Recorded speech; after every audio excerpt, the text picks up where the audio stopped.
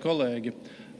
šis ir mūsu solījuma turpinājums. Tad, kad mēs saņēmām atbildes uz pieprasījumu Izglītības un zinātnes ministrijā, mēs secinājām, ka šie pārkāpumi vai šīs procedūras, kas tiek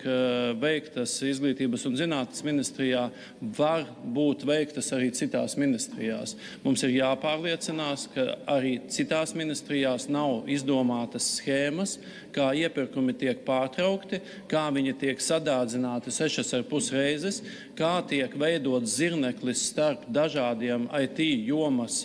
es teikšu, karteļiem, kur viens izstrādā specifikāciju, otrs vinnē iepirkumu, pēc tam paņem specifikācijas izstrādātāju kā apakšnieku konkrētā projektā,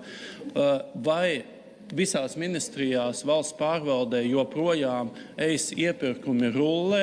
respektīvi mēs varam nodefinēt 1000, 2000, 3000 stundas, nekontrolēt, kas pie kā strādā un kāpēc to dara. Līdz ar to mēs aicinām ministru prezidenti